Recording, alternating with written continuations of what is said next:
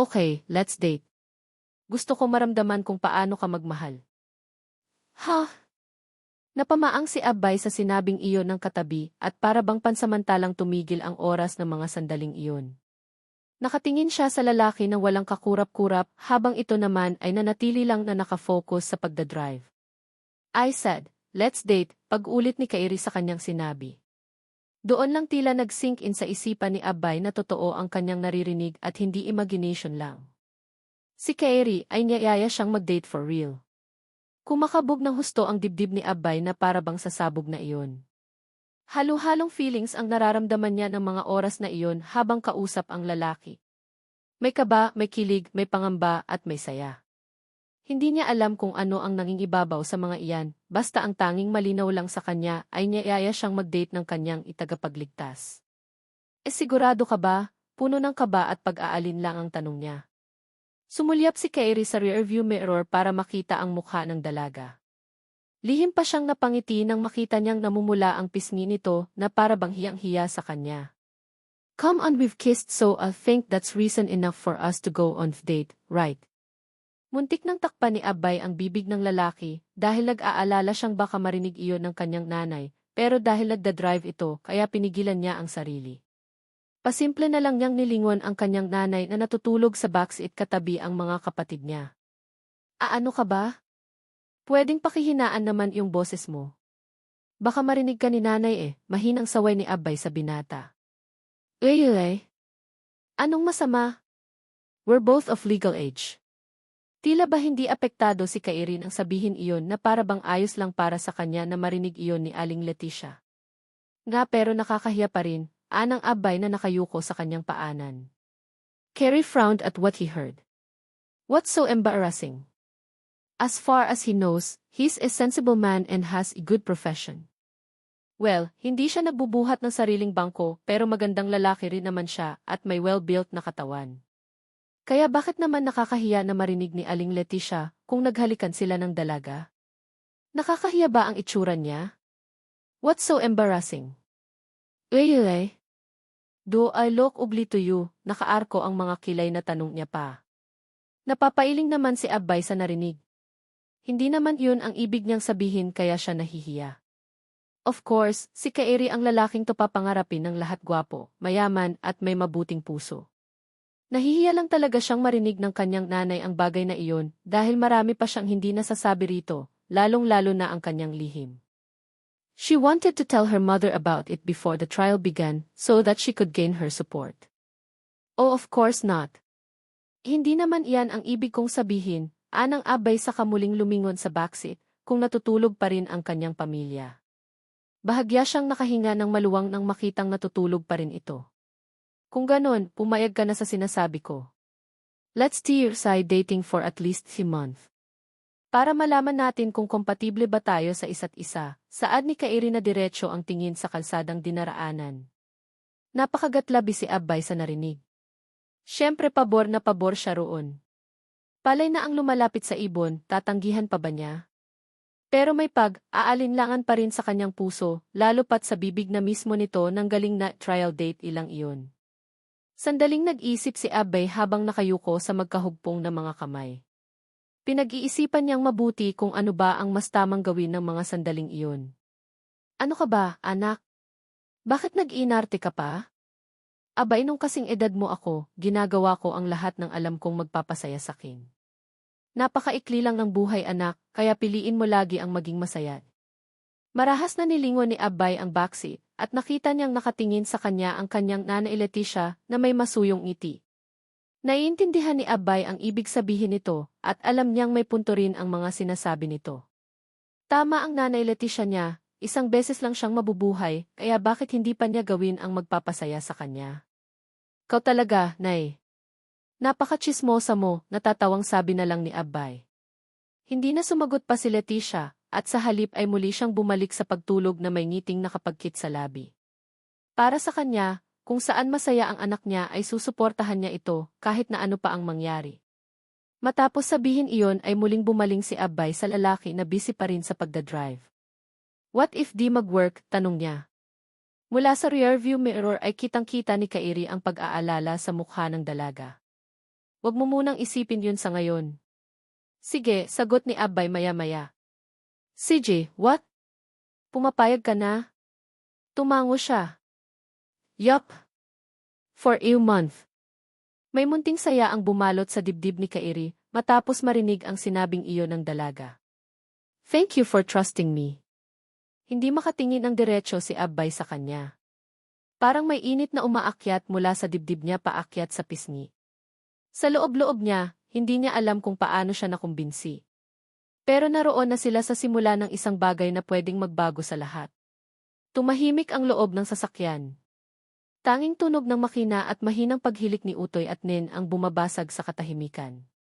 Pero kay Rudy, biglang sambit ni Abay, mahina pero puno ng pag-aalinlangan, paano kung may mga bagay akong hindi pa nasasabi sa'yo? Bahagyang kumunot ang noo ni Kairi. Like what? Nagkibit balikat si Abay. Like me not being who you think I am, T. Napalingon sandali si Kairi, may bahid ng pagtataka sa mga mata. You mean you're secretly sis? Napatawa si Abay nang hindi sinasadya. Hindi nga, seryoso ako. Okay. Then tell me when you're ready, sagot ni Kairi. Ngayon ay maseryoso na ang tono. Promise mo, tanong ni Abay, nagbabakasakali. Promise, sagot ni Kairi na may kasamang isang ngiti yung tipong mahirap tanggihan. At sa sandaling iyon, habang bumabaybay ang sasakyan sa kahabaan ng highway, parehong may naramdaman ang dalawa. Isang simula. Isang posibilidad. Ngunit hindi nila alam sa pagtatapos ng buwang iyon, may lihim na maaaring kumitil sa relasyong sinisimulan pa lamang nila. Makalipas ang ilang oras ng biyahe, sa wakas ay narating din nila ang Enchanted Kingdom. Kitang-kita ang excitement sa mga mata ng mga bata, at kahit si Aling Leticia, ay hindi maitago ang ngiti habang nakatingala sa higanting Ferris wheel na tanaw mula sa labas. Abay parang ako'y bumalik sa pagkabata, natatawang wika ng kanilang nanay. Enjoy po kayo, sabi ni Abby habang inaayos ang backpack ng mga kapatid niya. Sure kayo hindi kayo sasama sa amin sa loob, tanong ni Kairi habang nakaakbay na ngayon kay Abay. Hay nako, wag niyo na kaming alalahanin. Kami ng mga bata, okay na kami sa kiddie rides. Mag-date kayo, go, sabay kindat ni Leticia kay Abay. Napailing na lang si Abay sa inasal ng kanyang ina. Grabe, mas excited ka pa yata kaysa sa akin. Maya-maya pa'y naglalakad na silang dalawa ni Kairi sa loob ng theme park. Pasimpleng hinawakan ng binata ang kanyang kamay. At sa bawat hakbang, unti-unting lumalambot ang puso ni Abay sa kanyang trial date. Kailan ka huling nagpunta sa amusement park? Tanong ni Kairi habang nililingon siya. High school pa. Field trip namin dati to, sagot ni Abby habang umiikot ang paningin sa mga makukulay na rides. Perfect. Today, I'll make sure this will be your happiest visit. At bago pa siya makatanggi, bigla siyang hinila ni Kairi papunta sa Rio Grande Rapids. Ayoko nga. Too late, sigaw ni Kairi sabay tawa habang pasakay na sila sa raft. Puno ng tili at tawanan ang sumunod na minuto habang binabasa sila ng malamig na tubig. Lalong napalapit si Abay sa kanyang date hindi lang literal, kundi pati sa damdamin. Pagkababa nila, parehong basang-basa, pero halakhak ng halakhak. Ang lamig, reklamo ni Abby habang pinupunasan ang mukha ng panyo. Come here, sabi ni Kairi, sabay tanggal ng suot niyang jacket at ipinatong sa balikat ng dalaga. Napatingin siya rito. Ang sweet mo naman. Trial boyfriend duties, sagot niya na may nakakalokong ngiti. Tuktok ng Ferris wheel, natigil ang oras para sa dalawa. Tahimik ang paligid maliban sa mga tili ng mga tao sa ibaba. Dahan-dahang kinuha ni Kairi ang kamay ni Abby at hinawakan ito ng banayad. Abay T. Mahina niyang tawag. Napatingin ang dalaga. Ang puso niya ay parang sasabog na sa kaba. I know this is just a trial pero sana, kahit enjoy mo lang ito. Huwag ka nang masyado pang mag-isip tungkol sa mga bagay-bagay. I want you to be happy. Hindi nagkaroon pa ng pagkakataon na makasagot pa si Abay. At siguro hindi na rin kailangan. Dahil sa dahan-dahang paglapit ng kanilang mga mukha, sa unti-unting pagdikit ng kanilang mga labi nagpatunay iyon na hindi lang basta trial ang namamagitan sa kanila, pagkatapos ng halos buong araw ng pagtawa, pagsigaw sa rides, At pagpicture sa bawat sulok ng Enchanted Kingdom, na pagdesisyonan nilang tapusin ang gabi sa isang magarang fine dining restaurant sa loob ng park. May malamlam na ilaw, eleganteng setup, at live acoustic band sa isang sulok. Wow, ang social dito, ate, bulong ni Nen habang paikot-ikot ang mata sa loob ng restaurant. Nga, ate, baka hindi to pwede sa mga katulad natin. Dagdag ni Utoy na para bang takot hawakan ang table napkin. Napatawa si Kairi at iniabot ang menu sa magkapatid. Don't worry, allowed kayo. Ako ang date ni ate nyo, kaya sis kayo. Nanlaki ang mata ni Abbay. Kairi. Umiti lang ito at tumingin kay Aling Leticia. Nanay Leticia, okay lang po ba dito kayo kumain? I know medyo sosyal, pero gusto ko lang sana na ma-experience nyo rin ito kahit minsan. Kairi, anak, sobra ka naman yatang magpaka-gentleman, biro ni Leticia habang tinatanggal ang rubber band sa buhok niya. Hindi na kami sanay sa ganito, pero dahil libre, edi sige. Tumawa silang lahat at nagsimula ng umorder. Habang hinihintay ang pagkain, napansin ni Abay na halos hindi inaalis ni Kairi ang tingin sa kanya.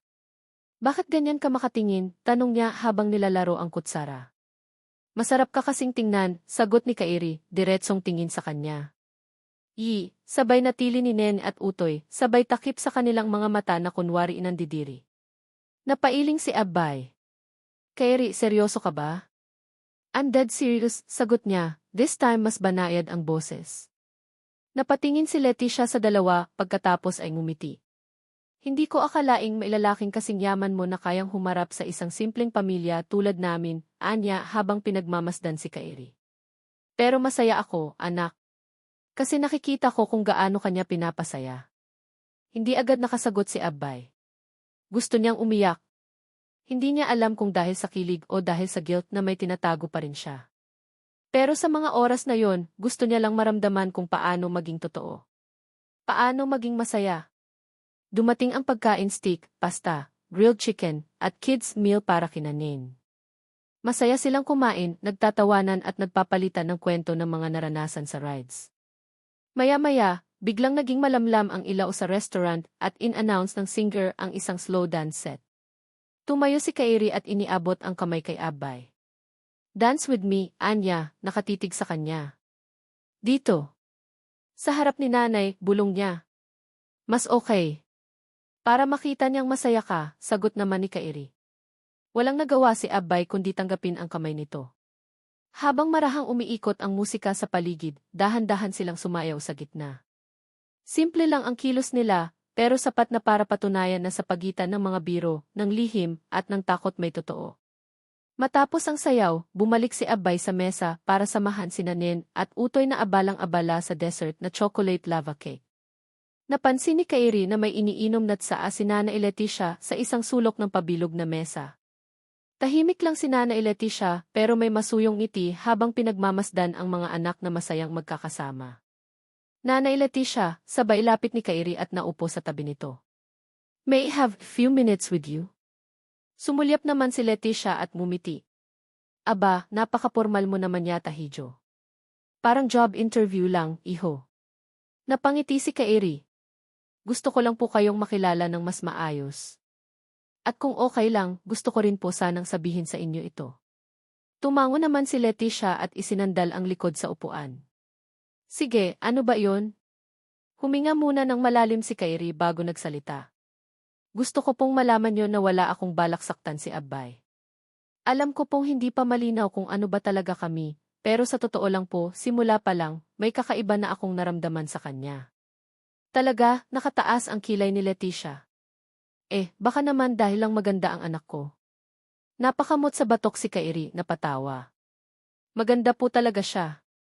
Pero hindi lang yon. She's honest. Pure. Strong kahit maraming iniinda. Nakita ko kung paano niya inuuna ang pamilya niyo. And that kind of woman hindi ko kayang baliwalain. Tahimik si Leticia sa loob ng ilang segundo. Tila iniisip kung paniniwalaan ba ang sinseridad ng binata. Maya-maya inagsalita siya. Alam mo, anak, panimula niya habang tinitigan si Kairi, hindi madaling pagkatiwalaan ang isang lalaking may itsura, may pera, at halatang sanay makuha ang gusto. Tahimik lang si Kairi sa mga sinabi ng matanda dahil alam naman niyang may punto ito. Pero ngayong gabi, dagdag ni Leticia, nakita ko kung paano mo pinapasaya ang anak ko. At alam mo kung anong mas mahalaga kaysa sa pagiging gwapo at mayaman? Ano po yon? Curious namang tanong ni Kairi. Yung marunong rumespeto. Yung hindi lang marunong magmahal sa anak ko, kundi handang mahalin ang pamilya namin. Yung hindi ikakahiya ang simpleng buhay namin. At kung totoo ka nga sa kanya, napangiti ito at tumango, di ako mismo ang kakampi mo. Bahagyang natigilan si Kairi, hindi inasahan ang ganong sagot. Pero may kung ano siyang nararamdaman sa kanyang dibdib matapos marinig iyon. Lumamlam ang kanyang mga mata sa kamarahang umiti sa matanda. Thank you po, Nay. Nay talaga, ha? Sabay tawa ni Leticia. Sige na nga, Kairi. Pero isang paalala lang di. Ano po iyon? Kapag nasaktan mo ang anak ko di. Lumapit siya at bumulong, hindi ako magdadalawang isip na paluin ka ng walis tambo kahit nakasuit ka pa. Nagulat si Kairi pero natawa rin. Noted po, Nay. Promise aalagaan ko si Abay. At mula sa di kalayuan, nakatitig si Abay habang pinagmamasdan ang dalawa. Hindi niya naririnig ang pinag-uusapan, pero kitang-kita niya ang sinseridad sa mga ngiti. Ngayon lang niya naramdaman na baka lang talaga ang i-trial date ay patungo sa tunay na pagmamahal. Magsasara na ang Enchanted Kingdom nang tuluyang lumabas sina Kairi, Abay, Nana Leticia, Utoy at Nen. Bit-bit ang mga stuffed toys, keychains, at memories ng araw na iyon, lahat sila ay may ngiting pagod ngunit kontento. Tulog na agad, sabi ni Abay habang inaayos ang seatbelt ni Nen sa backseat. Si Utoy naman, nakasandal na kay Leticia, naghihilik ng banayad. Don't worry, bulong ni Kairi habang binubuksan ang pinto sa passenger seat para kay Abay. Sila lang ang tulog pero ikaw sa'yo lang nakafocus ngayong gabi. Napataas ang kilay ni Abay pero hindi mapigilan ang ngiti. Marunong din palang mambola ang isang attorney Kairi Inu. Hindi ako nambobola, no. Umupo na siya sa tabi nito sa front seat. Habang umaandar ang sasakyan pa uwi, tahimik muna silang dalawa. Nakatingin si Abay sa bintana, pinagmamasdan ang mga ilaw sa kalsada. Si Kairi naman, pasimpleng sumusulyap sa kanya habang hawak ang manibela. Thank you, bulong ni Abay. Sa ano, tanong ni Kairi, bahagyang bumagal ang takbo ng kotse. Sa lahat. Sa pagsama sa min. Sa effort. Sa pagiging mabait sa pamilya ko. Natural lang yon. Kasama sa trial boyfriend duties yun, di ba? Sabay kindat niya. Yes, said, ani Abay, pero halata ang saya sa mga mata niya. Kung ganito ka sa trial, baka ma-in love na talaga ako. Napalingon si Kairi. Bakit hindi pa ba? Di ba umamin ka sa akin na gusto mo ako? Napahinto ang paghinga ni Abay saglit. Hindi siya sumagot. Pero dahan-dahang nilagay ni Kairi ang kamay niya sa ibabaw ng kamay ni Abay habang ito'y nasa kanyang kandungan. Hindi niya inalis. Pagdating sa mansyon, kaagad nang tumuloy sina Nana Leticia at Utoy sa kanilang kwarto habang karga-karga si Nen na mahimbing nang natutulog. Samantalang sina Abby at Kaori naman ay nagtuloy sa kitchen at nagtimpla siya ng hot choco para sa kanilang dalawa saka nagtungo sa balcony. Tahimik. Banayad ang simoy ng hangin at ang ilaw ng bumbilyang dilaw sa balcony ay lumilikha ng malamlam na glow sa kanilang mga mukha. Tahimik si Abby habang hinihigop ang hot choco.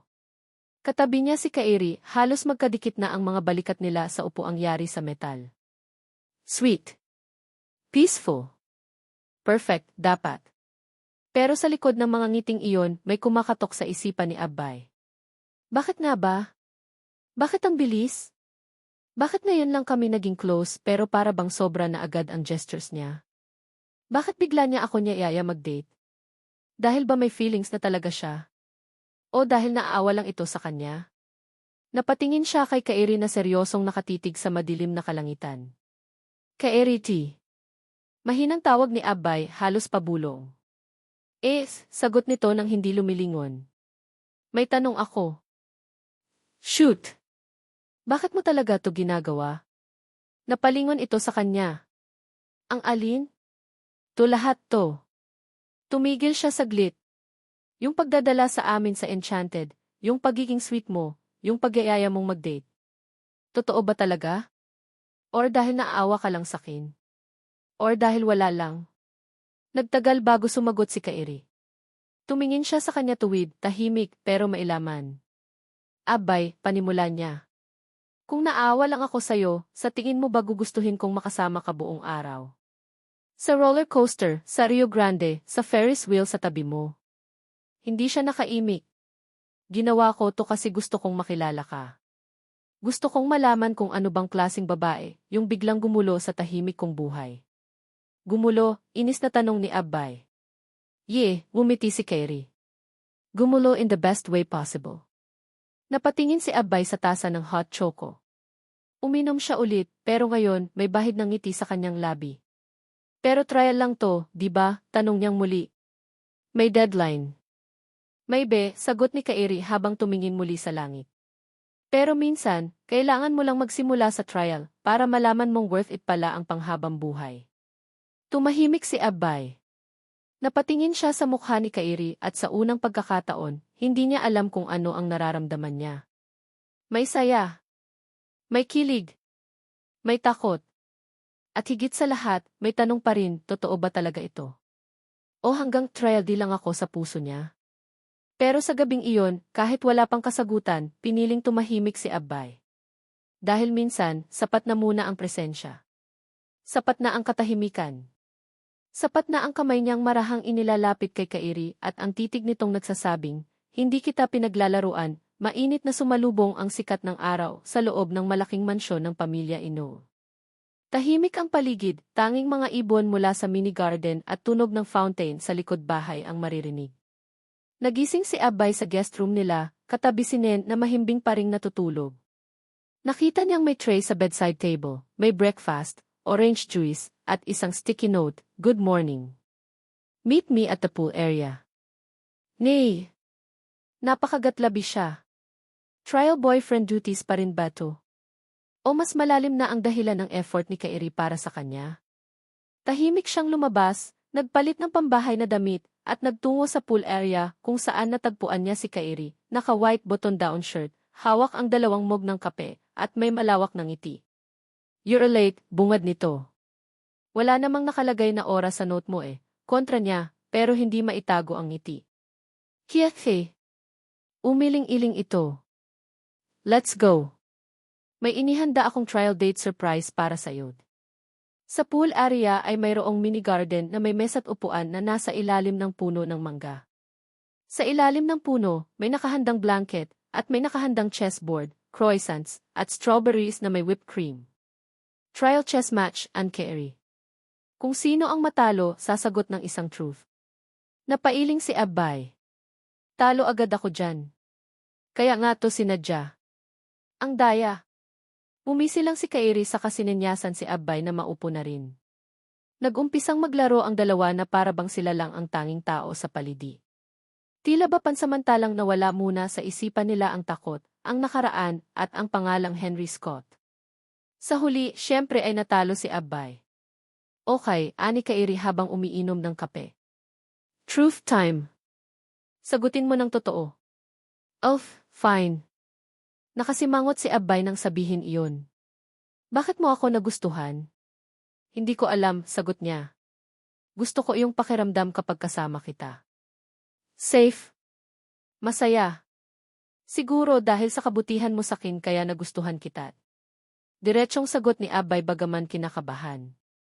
Bahagyang tumango si Kairi sa narinig na sagot ng dalaga na para bang kontento na siya sa narinig. That's fair enough. Maya-maya, nagring ang phone ni Kairi. Isang business call mula sa kanyang ninong. Sandali siyang nagpaalam kay Abay para sagutin ang tawag. Naiwan naman si Abay na sinusundan ng tingin ang papalayong lalaki. Seryoso ang anyo nito habang may kausap sa cellphone. At sa kabila ng lahat sa dami ng mga masasakit na pangyayaring pinagdaanan niya, at sa panganib na dala ni Henry Scott, isa lang ang sigurado ni Abay ng mga oras na iyon. Kapag kasama niya si Kairi, nakakalimutan niyang pinagdaanan niya ang masalimuot na nakaraang iyon. Kairi, mula sa may hallway ng mansion si Abay habang busy sa pagbabasa ng libro sa veranda. Are you busy? Napatingin ang dalaga at bahagyang natawa. Bihira siyang tanungin ng ganoon ni Kairi. Napapansin niyang mas nagiging komportable na sila sa isa't isa simula noong mag-umpisa ang kanilang trial date. Wala naman. Ilis ay, tanong niya, isinara ang libro sa kahumarap sa lalaki. Tara, maikling sabi ni Kairi habang tinuturo ang kotse sa driveway. Let's have coffee. Kape, tanong ni Abay, bahagyang nakakunot ang noo pero may ngiting naglalaro sa mga labi. May kape naman dito sa bahay. Gusto mo timpla kita? Ayaw ko, sagot ni Kairi bahagyang umiti. I'd rather have coffee alone with you. Naramdaman ni Abay na nag-init ang kanyang pisngi at punong tenga pero wala siyang nagawa kundi tumango sa paanyaya ng lalaking minamahal. Okay, Tara. Libre mo, ha? Of course, sagot naman ni Kairi sabay kindat. Sa isang overlooking cafe sa Tagaytay sila nagpunta kung saan kita ang magandang view ng Taalat. Tahimik ang paligid at payapa, malamig ang simoy ng hangin at perpekto ang ambience para sa isang tea-coffee date. Wow, bulalas ni Abay habang nakatanaw sa makapigil hiningang view. Ang ganda rito. Carrie pulled the chair for her. Mas gumanda pa nang dumating ka. Napatingin si Abay sa lalaki sa kabahagyang nag-init ang pisngi dahil sa tinura nito. Hala, may pa-pick up line ka ngayon, Jim ni attorney. Hindi yon pick up line, sagot ni Kairi habang nagkakape. Observation lang. Natawa si Abay. Kailan ka pa naging ganyan? Simula nang makilala kita. Natigilan si Abay. Alam mo, ang weird mo minsan. Habang umuusok ang kape, nag-init din ang mga kwentuhan ng dalawa. Nagsimula kay Abay ang usapan tungkol sa kanyang kabataan, kung paanong mahilig siyang magtago sa ilalim ng mesa kapag galit ang kanyang nanay Leticia, kung paanong pangarap niyang maging astronaut pero takot siya sa heights. Takot sa heights pero gustong magpunta sa buwan, natatawang tanong ni Kairi sa dalaga. Bata pa ako noon, depensa naman ni Abay habang nakanguso. Ikaw nga, anong kalokohan mo noong bata ka? I like to wear suit and tie even if there is no occasion, sagot ni Kairi, pilit pinipigil ang tawa. Tapos kapag may bisita sa bahay, ako daw ang little lawyer. Yan ang dahilan kung bakit ka naging abogado, sabay tawa ni Abay. Parang ikaw yung batang masyadong seryoso at madalas libro ang hawak. Siguro, sagot ni Kairi sabay tingin kay Abay. Pero ngayong nandito ka, parang gusto kong bumalik sa pagiging bata. Natahimik si Abby at hindi niya alam kung ano ang isasagot. May kung anong kilig ang bumalot sa kanyang puso ng mga sandaling iyon. Alam niya, hindi na ito yung tipikal na banat. Ramdam niya at sigurado siyang galing na ito sa puso. Pagkatapos magkape, nag-decide silang dumaan sa isang kilalang mall. Wala silang planong mamili, gusto lang nilang maglakad-lakad para mas mahaba pa ang oras nilang dalawa na magkasama.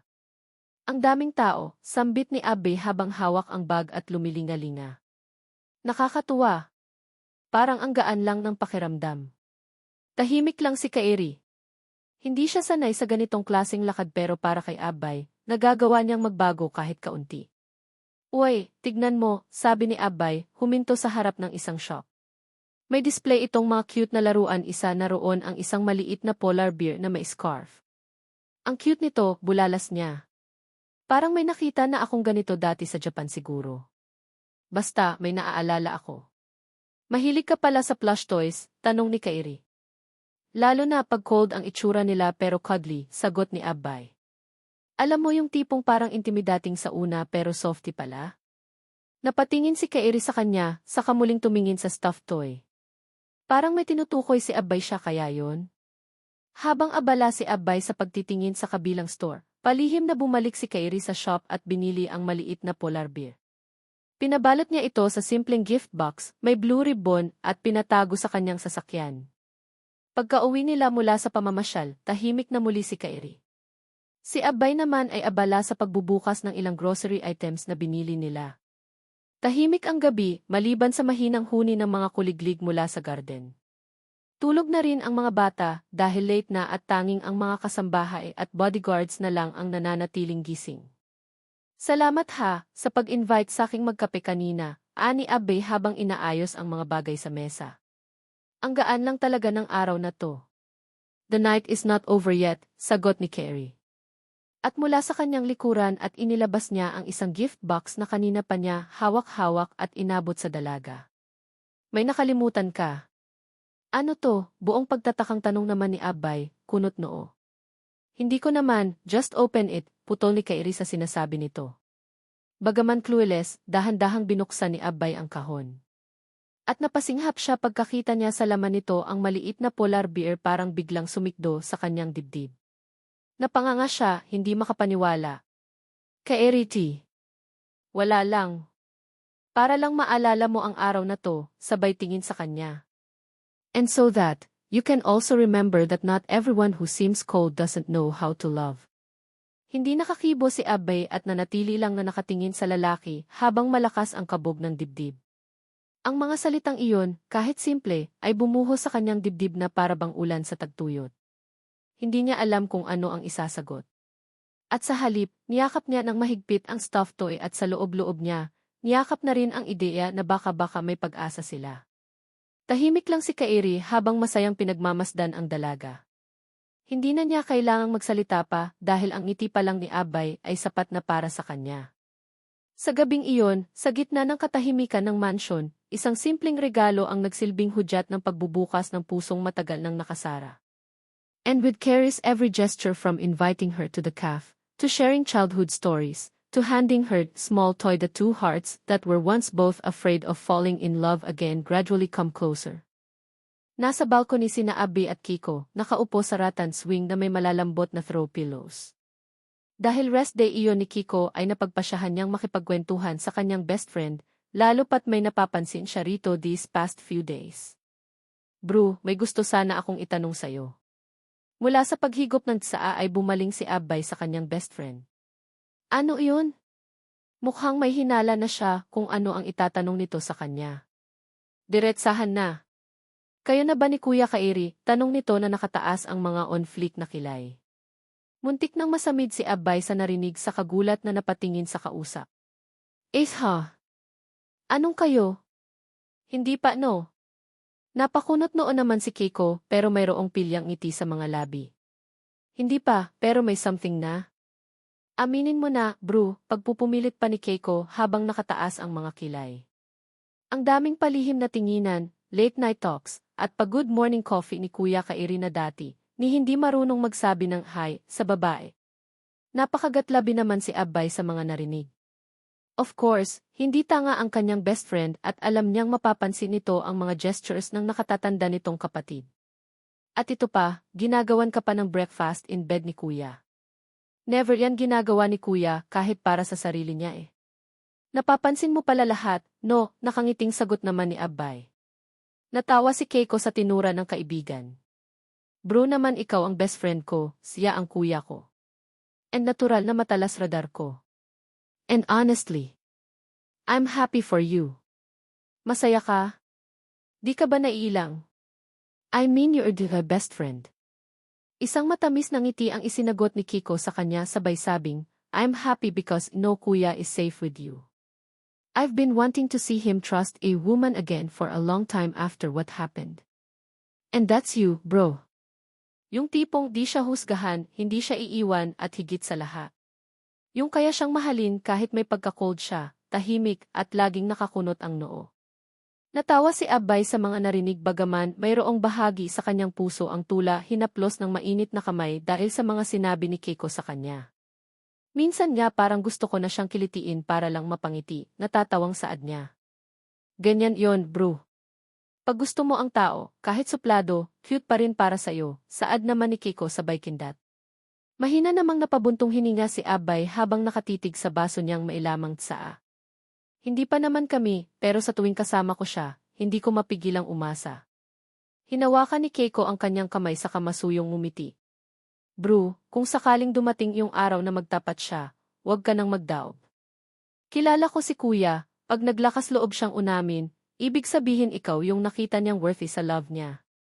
Abay was quiet, but the emotions building in her eyes were clear nervousness, joy, and a strange thrill and excitement. Sa di kalayuan, nasa hallway si Kairi bitbit ang libro at isang maliit na paper bag tahimik siyang nakatayo sa isang sulok habang nakatingin kay Abby at sa kapatid na masayang nag-uusap sa balcony. Narinig niya ang tawanan ng dalawang babae. Napangiti siya, isang ngiting bihira lang makita, nang sumunod na araw, sa gabi bago ang unang trial laban kay Henry Scott. Nasa kwarto si Abay at nag-iisa, at lampshade lang ang tanging tumatanglaw sa kabuuhan ng malaking guest room. Nakaupo si Abay sa gilid ng kama habang nakayakap sa kanyang mga tuhod. Nakasuot siya ng simpleng pajama at nakatanaw sa kawalan. Maya-maya pa ay nakarinig siya ng mahinang katok at kasunod nyon ay nagsalita ang pamilyar na boses mula sa labas ng nakasarang pinto. "Bro, pwedeng pumasok." Napangiti si Abay. "Of course. Bahay niyo to, nagpapaalam ka pa," pabiro naman niyang sambit. Matapos sabihin iyon ay pumasok si Keiko na may dalang 2 tasa ng mainit na gatas. Pampatulog, anang Keiko sa kainilapag iyon sa bedside table at naupo siya sa kama, sa tabi ng kanyang best friend. "Kumusta? Okay ka lang ba?" Nag-aalalang tanong nito kay Abay sa kaabot ng tasa ng mainit na gatas. Kaagad namang itong inabot ni Abay pero hindi siya kaagad uminom. "Keiko, bukas na. Bukas ko haharapin ulit ang bangungot na ilang taon kong itinago. Hindi ko alam kung kakayanin ko di." Masuyong humiti si Keiko saka masuyong hinawakan ang kamay ng kanyang best friend. "Kaya mo, Abay. Hindi ka na yung dating ikaw. Hindi mo na kailangang lumaban mag-isa. Nandito kami. Nandito si Kuya Kairi. Nandito ako di." Namula ang mga luha ni Abay matapos marinig iyon. Pero paano kung hindi maniwala ang korte? Paano kung mas paniwalaan nila ang hayop na iyon dahil mas may makapangyarihan siya?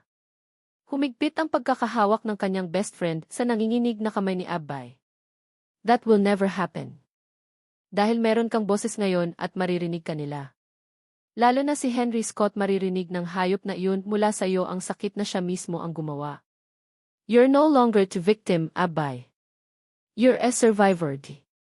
Tumulo ang luha ni Abay, pero hindi siya umiiyak sa takot o pag-aalinlangan, umiiyak siya dahil sa tibay ng loob na ibinibigay sa kanya ni Keiko ng mga sandaling iyon. "Minsan naiisip ko kung wala kayo ni Kairi, baka di ko na talaga nagawa to." Lumapit si Keiko sa kaibigan sa kanyakap nito ng mahigpit. "Kung alam mo lang, bro, kung gaano ka namin hinahangaan. Hindi madali ang harapin ang ganitong laban, lalo na sa mundong kadalasan pinipili ang manahimik. But you decided to stand up. That's Kairi, I'm proud of you, bro. You're not just brave, you're powerful." "Hindi ko nga rin alam kung saan ko kinukuha ang tapang, bro," ani Abay sa mahinang tinig. Napangiti si Keiko habang mailuha sa kanyang mga mata. "Alam mo kung saan? In your heart, you don't want any other woman to go through the hell you went through. And you know that's also the reason why you won't give up tomorrow." Napapikit si Abby at huminga ng malalim. "Gusto kong manalo.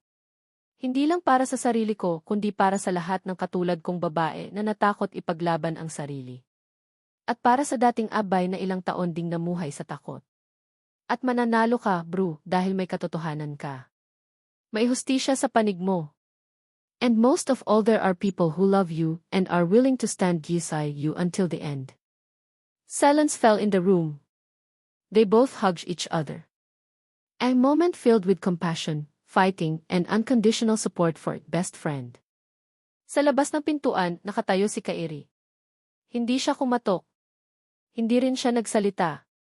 Pero sa kanyang mga mata, nandoon ang galit na hindi pa naupos at ang pagmamahal na handang lumaban sa ngalan ni Abay. Bukas, ang laban ay magsisimula. At hindi kailanman mag-iisa si Abay. Hall of Justice, Regional Trial Court, Pasig City. Tahimik ang buong courtroom. Malamig ang air conditioning ng kwarto, pero tila mas malamig ang atmosfera habang nakaupo si Abay sa witness stand, tuwid ang likod at halatang nanginginig ang mga kamay. Sa kabilang panig naman ay nakaupo si Henry Scott, maayos ang suot pero kalmdo ang itsura, tila kampante. Sa likod ng defense table, nakatayo si Attorney Kairi Inoue, formal ang bihis, pero matalim ang paningin, parang leon na handang punitin ang kalaban gamit ang katotohanan. "Your Honor, we now proceed with the direct examination of the private complainant, Gwyneth Abigail Del Rosario," panimula ng court clerk. "You may proceed, Attorney Inoue," saad ng judge na may kalmado ngunit intimidating na aura. Tumayo si Kairi mula sa kinaupuan, huminga ng malalim saka lumapit sa harap ni Abay. Naramdaman ito ni Abby tila ba sinasabi ng binata sa kanya na naroon lang ito sa tabi niya, kaya huwag siyang matakot. Enz del Rosario, kailan niyo unang nakilala ang nasasakdal si Henry Scott, panimula ni Kairi na kalmadong nakatingin kay Abbay. Tumikim muna si Abbay, pilit inaalis ang tila ba tinik na nakabara sa kanyang lalamunan. Buong tapang niyang pinagmasdan ang lahat ng naroon sa courtroom at saka nagsalita, taong 2017. 20 years old pa lang ako. Bagong salta sa Maynila. May dala lang akong resume, kaunting pera pangkain at munting pangarap. Saan kayo unang nagkita ng unang nasasakdal? Muling tanong ni Kairi. Sa isang mall, malapit sa isang job fair. Lumapit siya sa akin, nagpakilalang may alam daw siyang agency na naghahanap ng receptionist. Nagmagandang loob siya, kaya sumama ako sa kanya, pero palabas lang pala ang lahat. Saan ka dinala ng nasasakdal, Diaz del Rosario? Napapikit si Abbay, lumunok ng laway at saka mariing huminga. Ang mga mata niyang kanina ay nangingilid ang mga luha, ngayon ay puno na ng galit at determinasyon. Dinala niya ako sa kondo niya sa Makati at doon niya ako unang pinagsamantalahan. Sabi niya, hindi raw ako makakaalis hanggat hindi ko binabayaran ang utang na loob. Sinubukan kong tumakas pero binantaan niya akong papatayin. Binigyan ako ng cellphone pero siya ang maihawak ng SIM card. Kinulong niya ako sa loob ng magandang kwarto na parang kulungan. Nagkagulo ng bahagya sa loob ng courtroom. Ang ilang nanonood ay napasinghap sa mga isiniwalat ni Abbay. Si Henry Scott, bagamat tahimik, ay nakangising pilit habang matalim ang mga matang pinagmamasdan si Abbay. Hindi mapigilang makaramdam ng matinding galit si Kairi, ngunit dahil kailangan niyang maging professional sa kanyang trabaho ay kinalma niya ang sarili bago muling nagsalita. Sa loob ng 8 taon ano ang ginawa niya sa'yo, Diaz del Rosario? Sa puntong iyon ay tuluyan ng tumulo ang mga luha ni Abbay dahil parang nagbalik sa kanya ang masalimuot na pangyayari sa kamay ni Henry Scott. Ginamit niya ako. Paulit-ulit. Sinaktan, tinakot, tinanggalan ng pagkatao. Para akong laruan walang karapatang sumigaw. Kahit humingi ako ng tulong, hindi ako pinakinggan. Kasi makapangyarihan siya. May koneksyon. May pera, T. Bakit mo naisipang magsampa ng kaso? Muling tanong ni Kairi sa mas kalmadong tono. Pinagmasdan niya si Abbay na parabang sinasabi na magiging maayos lang ang lahat. Nakuha naman ni Abbay ang ibig sabihin ng binata sa tinging iyon, kaya kahit lumuluha at buong tapang siyang nagsalita. Kasi pagod na akong manahimik. Dahil kung hindi ako lalaban ngayon, ilang Abbay pa ang susunod. Ilang inosenteng babae pa ang mananahimik habang binababoy ang pagkatao nila ng isang taong tulad ni Henry Scott. Objection, Your Honor. Too emotional. Leading to public sympathy, anang abogado ni Henry Scott. Overruled. The witness is narrating her lived experience. Proceed, saad naman ng judge sa kalmado pa ring tono. Muling nagpatuloy si Kairi matapos itong sabihin ng judge. Tumingin siya ng diretsyo kay Abbay ng ilang segundo na may kung anong emosyon ang mababasa sa mga mata. Enz del Rosario, alam kong mahirap ito para sa'yo, pero isa na lang ang katanungan ko. Kung kaharap mo ngayon si Henry Scott, ano ang gusto mong sabihin sa kanya? Tumingin si Abbay kay Henry Scott. Mariin ang pagkakatitig. Ang dating takot sa kanyang mga mata, ngayon ay napalitan ng walang kapantay na tapang at paninindigan. Hindi na ako yung Abbay na tatakot sa dilim. Hindi mo na ako kayang patahimikin pa, Henry Scott. Ngayon, gusto kong maging matapang para ipaalam sa buong mundo kung ano ang kahayupang ginawa mo sakin. Tahimik ang buong courtroom. Ni Maxi paghinga ay tila pigil ng bawat isa sa pangambang makalikha ng ingay. Lahat ay natigilan sa bigat ng mga salitang binitiwan ni Abbay. Marahang tumango si Kairi sa dalaga bago humarap sa kagalang-galang na judge. No further questions, Your Honor. The defense may now proceed with their cross-examination, saad naman ng judge. Tumayo ang abogado ni Henry Scott si Atty. Ruiz. Isang kilalang legal strategist na kilala sa panggigipit sa testigo sa korte. Maganda ang postura at may kumpiyansa na maipapanalo niya ang kaso ng kanyang kliyente. Sa likod niya, si Henry Scott ay nakaupo, nakapangalumbaba at ngiting aso. Lumapit si Atty. Ruiz sa witness stand kung saan nakaupo si Abbay. Enz del Rosario, tama ba? 8 na ang taon mula noong unang umano'y insidente. Opo, matatag na sagot ni Abbay. 8 taon. Isang dekada na halos, napatango-tango ng saad ni Ate Ruiz. Tanong ko lang bakit ngavon ka lang nagsampa ng kaso? Kung totoo nga ang mga sinasabi mo, bakit hindi ka nagsumbong sa mga pulis? Sa media? Sa kahit kanino? Nilingon ni Abbay si Kairi ng mga sandaling iyon. Tumango naman ito sa kanya. Hudyat na nasa kanya ang oras para ipaglaban ang sarili. Kasi natakot ako. Takot ako sa impluwensya niya. Sa bantang papatayin kita at pati pamilya mo kung magsusumbong ka. Takot akong walang maniwala sa isang tulad kong simpleng babae laban sa lalaking konektado at may kapangyarihan. Pero hindi ibig sabihin ng katahimikan ko noon ay kasinungalingan ang mga naranasan ko. Sumingkit ang mga ni Atty. Ruiz sa mga narinig. Kaya mo lang ba naisipang magsalita dahil may abogado ka ng gwapo? May supporter ka na? Ligtas ka na? Kumuyom ang mga kamao ni Abe pero nanatiling matatag ang kanyang dibdib. Ngayon ako nagsalita dahil handa na ako. Dahil alam kong hindi ko kasalanan ang mga nangyari. Dahil gusto kong wakasan ang matagal ko ng pananahimik hindi lang para sa akin, kundi para sa lahat ng babaeng sinabihang tumahimik ka na lang at huwag magsalita. Pero sa 8 taon na iyan may footage ba?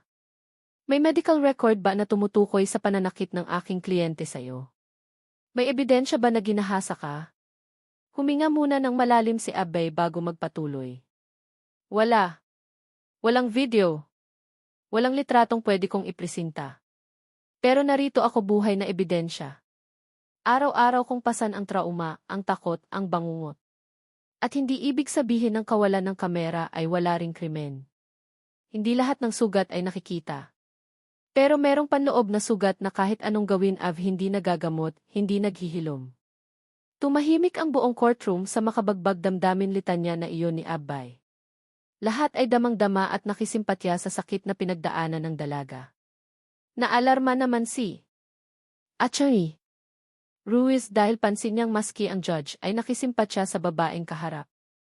Engs del Rosario, may relasyon ba kayo ng abogadong si Kairi Inu? Napapansin ko ang lihim ninyong palitan ng tingin at ngiti sa isa't isa.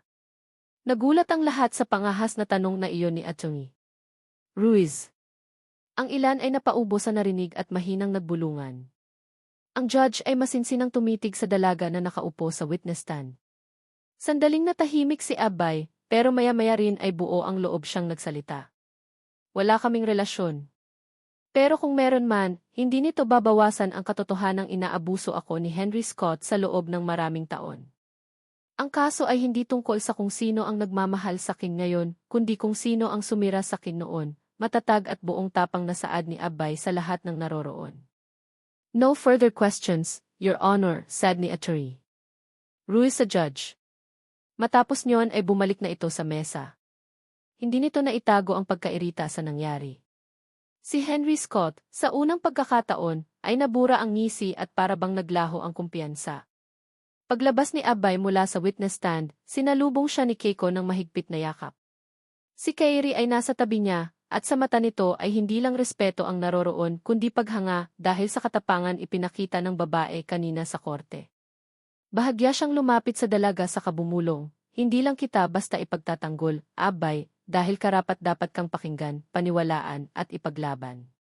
Ngayon ko lang talaga naramdaman na hindi na ako nag-iisa, sagot naman ni Abbay sa nanginginig na boses bagaman nakangiti ng taos puso. I'm so proud of you, bro. Napakatapang mo, bulalas naman ang best friend niyang si Kiko, saka nagyakap ang dalawa ng mahigpit. Anak ti. Mahina namang pagtawag ni Leticia sa kanyang anak. Umiiyak na siya ng mga sandaling iyon dahil kanina lang niya nalaman ang buong katotohanan tungkol sa masakit na pinagdaanan ng kanyang anak noong lumuwas siya ng Maynila. Napakasakit para sa isang magulang na marinig mula sa anak ang masalimuot na pinagdaanan nito. Pero mas masakit para kay Leticia na malamang sa kabila ng lahat ay mag-isang pinagdaanan ng kanyang anak ang yugtong iyon. Niwala itong sandalan noong panahon na kailangan siya ng kanyang anak. Sinisisi ni Leticia ang kanyang sarili dahil hindi man lang niya natulungan at naprotektahan ang kanyang anak laban sa demonyong si Henry Scott. Sinisisi niya ang kanyang sarili dahil ipinasa niya sa kanyang anak ang mabigat na responsibilidad kaya nangyari ang lahat ng iyon. Naeni. Umiiyak na wika ni Abbey sabay takbo patungo sa ina. Nay, sorry po. Hindi ko po nasabi sa inyo ang totoo, sorry. Humahagulgol na saad niya saka mahigpit itong niyakap. Patawarin mo rin ako, anak. Hindi kita na ipagtanggol. Sorry, wala si nanay sa tabi mo noong panahong kailangan mo ako. Patawarin mo ako, Lee. Madamdaming nagyakap ang mag-ina habang kapwa humahagulgol. Hindi rin mapigilang mapaiyak ng kaibigan niyang si Keiko, kaya maging ito ay nakisama na rin sa yakapan ng mag-ina. Si Kairi naman ay nakangiting pinagmamasdan ang mga ito. Proud siya kay Abbey dahil matapang nitong nalampasan ang unang pagsubok na iyon laban kay Henry Scott. Alam niyang malayo na, pero malayo-layo pa ang tatahakin ng dalaga para makamit nito ang nararapat na hustisya. Matapos ang ilang oras ng tensyon sa loob ng hukuman, nagtapos din ang unang araw ng paglilitis. Wala pang hatol, pero sapat na ang sinabi ni Abbey para yumanig ang buong silid. Sapat na para mawala ang ngisi ni Henry Scott. Sapat na para maramdaman ni Abbey na may boses na siya at hindi na ito kayang patahimikin ni Numan. Lumabas si Abbey sa Hall of Justice, nakasuot pa rin ng simpleng blouse at slacks, dala ang shoulder bag at pagod na katawan sa kamalalim na buntong hininga. Sa tabi niya, naroon si Kairi hindi nagtatanong, hindi nangingialam. Tahimik lang siyang naglalakad sa tabi ng dalaga, ang bigat-bigat kahit tapos na, mahinang wika ni Abbey. Tumigil si Kairi sa paghakbang saka bumaling sa dalaga. Gusto mong mawala ang bigat na nararamdaman mo, tanong nito. Buong pagtataka naman na sumagot si Abbey. Anong ibig mong, let's go. Come with me, putol ni Kairi sa sinasabi nito. 1 oras lang. Wala kang iisipin. Ako na ang bahala. Abbey hesitated for a moment, but when she saw that look in Kairi's eyes it wasn't cute or flirtatious. It was an invitation from someone who truly cared. Kinagabihan, dinala ni Kairi si Abbey sa isang private botanical garden na tila paraiso sa gitna ng city. Tahimik ang lugar na iyon at tanging huni ng mga kulisap ang maririnig. At kahit gabi na, maliwanag pa rin ang paligid dahil sa mga hanging lanterns na nagsisilbing liwanag sa daraan. Halos walang tao sa garden na iyon. Amoy halaman at sariwang lupa ang masasamyo sa paligid. May maliit na mesa sa gitna ng greenhouse at 2 tasa ng green tea, kasama ng isang maliit na Bluetooth speaker na tumutugtog ng classical music. Hindi makapaniwala si Abbey sa tanawing nakikita. Napakaganda ng lugar na iyon dahil pakiramdam niya ay nasa ibang mundo siya ng mga oras na iyon. Kairi, paano mo to nahanap? Usisa niya habang inililibot ang tingin sa paligid. The owner is a friend of mine. He didn't have a schedule tonight, so he lent it to me, ani Kairi sa kamasuyong ngumiti. Gusto ko lang maalala mong may mga lugar pa ring payapa. May mga gabi pa ring hindi kailangan ng lakas kundi pahinga. Kiming napangiti si Abbey dahil parang makata na ang binata sa mga salitang sinasabi nito. Ang tahimik parang ibang mundo, usal niya sa kanaupo sa wooden chair. Ganyan ka rin para sakin, tura naman ni Kairi sa kanaupo sa tapat ng dalaga. Abbey was stunned by what she heard. This was the first time she had heard Kairi speak like that, hindi pagsusungit, hindi paninermon. Kundi isang pahayag na tahimik pero napakalalim. Ang dami mong pinasan sa mahabang panahon. Wala akong kayang gawin para burahin lahat ng yon. But he can accompany you every step of the way. Mariing napapikit si Abbey sa narinig saka nangingilid ang mga luha ng magsalita. Ang hirap maging buo.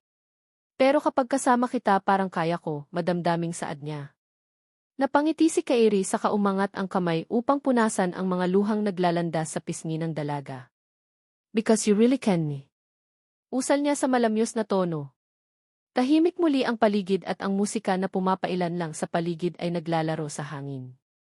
Maya-maya, kinuha ni Kairi ang maliit na kahon mula sa coat na suot niya at inabot sa dalaga. This is nothing. But it might help. Wala lang to, pero baka makatulong, malumanay na saad niya. Excited na binuksan ni Abbey ang kahon at napasinghap siya nang makita ang laman yon. Ang laman ng box ay isang gold necklace na may maliit na pendant, isang butil ng binhi, handcrafted, simbolo ng panibagong simula. Sid, curious niyang tanong. Paalala lang na kahit gaano ka durug-durug ngayon, kaya mo pa ring tumubo, lumago, mamulaklak ulit, wika ni Kairi habang masuyong nakatingin sa mga mata nito. Halo-halong emosyon ang mababasa sa mga mata ni Kairi, at isa na roon ay ang damdaming lihim na nagmamahal.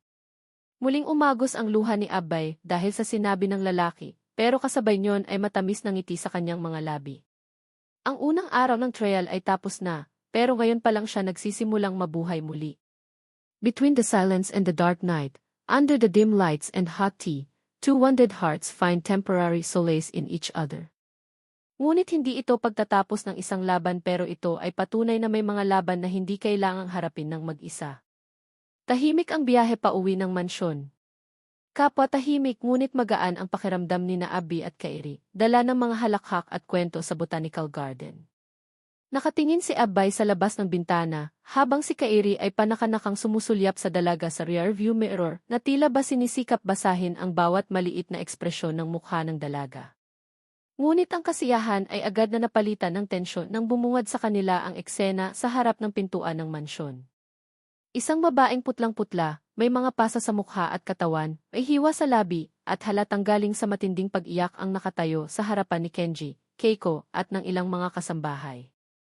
Naomi, halos pabulong na pagtawag ni Kairi sa babae. Napalingon si Naomi, at nang makita si Kairi ay kaagad itong tumakbo palapit sa lalaki. Niyakap niya ito ng mahigpit sa kahumagulgol. Gomen-gomen ne, Kairi, wala na akong matakbuhan. Nagkatinginan sina Abby at Keiko, maging si Kenji. Ramdam ni Abay ang bigat ng eksena lalo na nang marinig niya ang pangalan ng babae. Si Naomi. Ang babaeng iniwan si Kairi noon para magpakasal sa ibang lalaki. Makalipas ilang oras, ipinaayos ni Kairi ang guest room na tutulugan ni Naomi. Ipinatawag din niya kanilang family doctor at siya na mismo ang nag-asikaso ng sugat nito. Tahimik lang si Abby pero alam niya ang nangyayari. Naiintindihan niya na naaawa lang si Kairi sa ex-girlfriend nito, ngunit may munting kirot sa dibdib na hindi niya maipaliwanag. Hindi selos kundi takot na baka may bumalik muli sa nakaraan nito. Dahil malalim na ang gabi, napagdesisyonang doon muna mananatili si Naomi habang inaasikaso ang pag-aresto kay Akiko. Kaya kahit na hindi komportable si Abay sa ideya na iyon ay mas pinili niyang huwag kumibo. Habang papunta sa kusina para sana uminom ng tubig, ay hindi inaasahan ni Abay na makakasalubong niya si Naomi sa hallway ng mansyon. Mukha na itong bagong ligo dahil medyo basa pa ang buhok nito at bagong palit ang damit. Malamig ang tinging ipinupukol nito kay Abay sa hindi niya malamang dahilan. So, ikaw pala si Abay, anang Naomi na nakataas ang maninipis na kilay. Yamete. I almost didn't recognize you. You look so plain. Hindi kaagad kumibo si Abay. Hindi niya ito gustong patulan, pero hindi rin niya hahayaang matahin siya nito ng basta na lang. Pwede ba tayong mag-usap ng maayos? Malumanay na tanong ni Abay, sinikap maging formal sa kaharap. Pero ngumisi lang si Naomi. You know, it's funny. I heard you're just one of Carrie's clients. Rape victim, wasn't it? Saad nito na pinasasadahan siya ng tingin mula ulo hanggang talampakan. Napakurap-kurap si Abay. Parang sinampal siya dahil sa sinabi nito. Ang tapang mo, Abay. But let's be honest here. Lumingon-lingon si Naomi, parang sinisigurado na silang dalawa lang ang tao ng mga sandaling iyon. Carrie's kind to you not because he loves you. He just feels sorry for you. Nanigas si Abay. Hindi dahil sa kahihiyan, kundi sa galit na pinipilit niyang pigilan kanina pa. Pero nabigo siya. Hinarap niya ang babae na may matatag na anyo. Alam kong may pinaghugutan ka, ani Abay, diretso ang tingin sa kaharap, pero hindi mo alam ang lahat. At hindi ako papayag na basta na lang yurakan mo ang pagkatao ko dahil lang nasaktan ka. Napangisi si Naomi, ngunit bago pa siya muling makapagsalita ay biglang lumitaw si Kairi mula sa dulo ng hallway. Matalas ang tingin nito at halatang narinig ang usapan ng dalawang babae. Naomi. Malamig at seryoso ang tinig ni Kairi nang magsalita. I didn't invite you here to insult the women care about. Isa na palingon si Naomi, halatang nagulat sa sinabi ng dating nobyo. I heard enough, putol ni Kairi sa sana isasabihin nito. Abay is not just my client. She's important to me so you have no right to insult her. Matapos sabihin iyon ay marahang hinila ni Kairi ang braso ng dalaga. Let's go, mahinang sabi niya kay Abay. Nilingon ni Abay si Naomi bago tumalikod. The pain was still there, but this time, he knew he had someone on his side. Someone willing to defend him. And that person wasn't just any lawyer, it was Kairi. I'm sorry for what happened earlier, bulong ni Kairi sa dalaga. Kasalukuyan silang naroon sa kanyang kwarto ng mga sandaling iyon. It's okay. I'm fine. Mahinang sagot ni Abbay. Pero totoo ba? Na hindi mo lang ako tinutulungan dahil naaawa ka, kagatlabing tanong niya sa lalaki. Natigilan si Kairi. Seryoso niyang tinitigan ang dalaga, mata sa mata. Kung awa lang ang nararamdaman ko sa'yo, matagal na sana akong umalis. Pero hindi ko magawa. Kasi mahalaga ka na sa akin, Abbay. Tahimik ang gabi. Tanging ang mahinang patak ng ulan sa labas ng bintana at ang tila sabay na tibok ng kanilang mga puso ang maririnig sa loob ng kwarto ni Kairi. Nakaupo si Abbay sa gilid ng kama, hawak ang tasa ng green tea na siya rin mismo ang halos hindi mainom dahil sa bigat ng emosyon dahil sa nangyari kanina. Lumapit si Kairi sa kanya at maingat na inalis ang tasa sa kanyang kamay.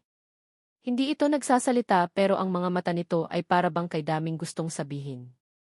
Nag-angat ng tingin si Abbay na basa sa mga mata nito ang tunay na nararamdaman. Abbay T. Bulong ni Kairi. Alam kong magulo ang mundo mo ngayon pero gusto kong malaman mong nandito ako. Hinding-hindi kita iiwan. Bago pa siya makasagot, marahan siyang hinaplos ni Kairi sa pisngi. Naramdaman din ni Abbay ang mainit na palad nito, at para bang sa isang iglap ay nawala ang lahat ng takot sa kanyang dibdib. Dahan-dahang inilapit ni Kairi ang labi sa kanya at hindi siya umiwas. Nang maglapat ang kanilang mga labi, banayad lang iyon. Parang isang alon na marahang binabasa ang tuyong buhangin. But the gentle kiss became provocative. Not just a lust, but desire to express the love that had been suppressed for so long. Hindi ko na kayang itago, Abbay, bulong ni Kairi sa pagitan ng halik. Naguguluhan namang napatitig si Abbay sa binata. Walang ideya kung ano ang gusto nitong iparating. Mahal kita, Abigail. Gusto ko nang tapusin natin ang trial date na ito at magsimula muli tayo. Napapikit si Abbay. Ang mga salitang iyon ay tila kuryente sa kanyang katawan. Gumanti siya ng halik mas mainit, mas mapusok, mas matapat. Ang mga kamay niya ay pumatong sa matipunong dibdib ni Kairi, dama ang bilis ng tibok ng puso nito. Matapos noon ay hindi na sila nagsalita pa, at sa halip, hinayaan nilang magsalita ang kanilang mga katawan at damdamin. Hinubad ni Kairi ang kardigan ni Abbay, dahan-dahan, parang isang babasaging bato na dapat ingatan. Gumapang ang mga halik nito sa liig ng dalaga, at sa bawat haplos, naramdaman ni Abbay na unti-unti siyang nawawala pero sa magandang paraan. Nawawala sa sakit ng kahapon. Nawawala sa takot. At sa halip ay natatagpuan ang sarili sa bisig ng lalaking handang mahalin siya buo. Is this okay? Tanong ni Kairi na habol-habol ang hininga.